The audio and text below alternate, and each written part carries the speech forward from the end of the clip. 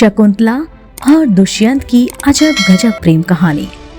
दोस्तों, क्या आप उस स्त्री को भूल सकते हैं जिसे आपने अपनी जिंदगी में सबसे ज्यादा प्यार किया हो?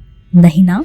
लेकिन पौराणिक काल के राजा दुष्यंत ऐसे राजा थे जिन्होंने एक लड़की से प्यार किया, शादी की, लेकिन फिर वो उसे ही भूल गए। जी हाँ, अब सोचने वाली बात यह है कि आखिर राजा ने ऐसा क्यों किया? क्या उस लड़की ने कोई गलती की थी या फिर राजा का मन भर चुका था? पौराणिक कथा के अनुसार एक बार राजा दुष्यंत शिकार करने जंगल में गए हुए थे। एक हिरण का पीछा करते करते राजा कव्य ऋषि के आश्रम पहुंच गए। अपनी थकान उतारने के लिए राजा उस आश्रम में अपने लिए कुटिया ढूंढने लगे। तभी राजा को कुटिया दिखाई दी। दुष्यंत ने दरवाजा खटखटा कर पूछा, कोई है? तभी अंदर से आवाज आई, आते हैं। उस आवाज ने दुष्यंत के कानों में मिश्री घोल दी। जैसे ही शकुंतला दरवाजे पर आई, उसे देखते ही दुष्यंत अपना दिल दे बैठे। जब राजा ने शकुंतला से पूछा, आप कौन हैं? तब शकुंतला ने उन्हें बताया, मैं ऋषि कव्य की पुत्री शकुंतला हूँ। यह बात सुनकर दुष्यंत हैरान हो गए और उनसे बोले, लेकिन महर्षि तो ब्रह्मचारी हैं, फिर आप उनकी पुत्री कैसे हुई?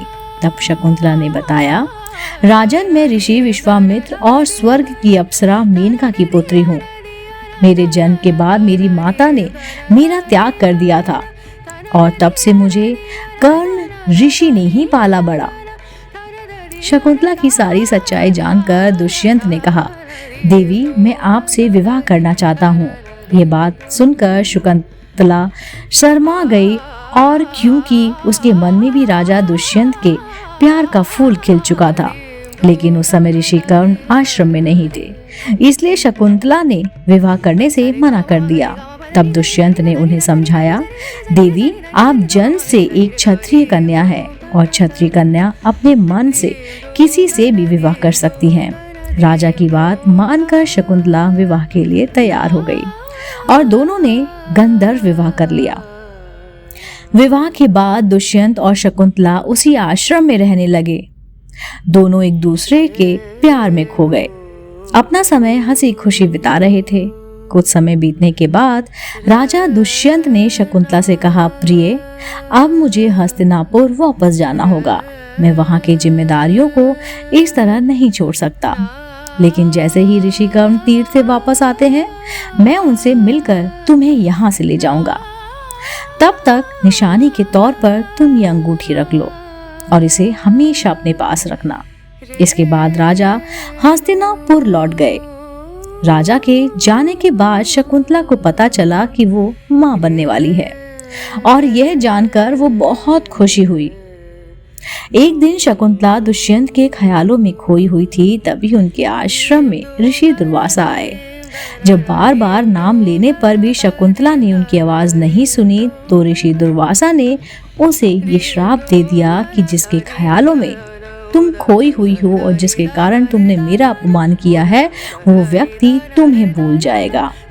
इसके बाद शकुंतला उनसे माफी मांगने लगी। शकुंतला की हालत देखकर दुर्वासा ऋषि को दया आ गई और उन्होंने उससे कहा, पुत्री, मैं श्राप तो वापस नहीं ले सकता हूँ, लेकिन हाँ, जब वो व्यक्ति कोई निशानी देखेगा तो उसकी याददाश्त वापस आ जाएगी। वहीं दूसरी तरफ ऋषि कर्ण तीर्थ से वापस आए तो शकुंतला ने उन्हें अपने विवाह और मां बनने के बारे में बताया। सारी बात जानकर ऋषि कर्ण बहुत खुश हुए और उन्होंने अपने 4 शिष्यों और दासी प्रियंवदा के साथ शकुंतला को हस्तिनापुर के लिए विदा कर दिया। काफी दूर चलने के बाद शिष्यों ने शकुंतला से कहा, आप कुछ देर यहाँ रुककर आराम कर लीजिए।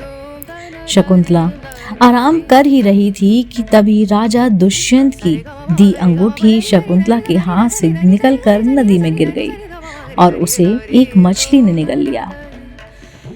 वहीं जब शकुंतला राजा दुष्यंत के महल पहुंचे तो उन्होंने शकुंतला को पहचानने से ही मना कर दिया। रोती बिखरती शकुंतला बार बार ये कहती कि वो राजा दुष्यंत की पत्नी है, लेकिन राजा ने यह बात मना कर दी। और राजा कहने लगे, ये स्त्री कौन है? इधर मछली पकड़ने वाले को वो मछली मिल गई जिसने वो अंगूठी निगल ली थी। तब उसने मछली को काटा और उसे वो अंगूठी दिखाई। उसे लेकर वो तुरंत सुनार के पास पहुंचा, लेकिन जब सुनार ने उस पर राजा दुष्यंत का नाम लिखा देखा तो उसकी शिकायत राजा से कह दी। जब वो अंगूठी राजा ने देखी तो उसे सब कुछ याद आ गया।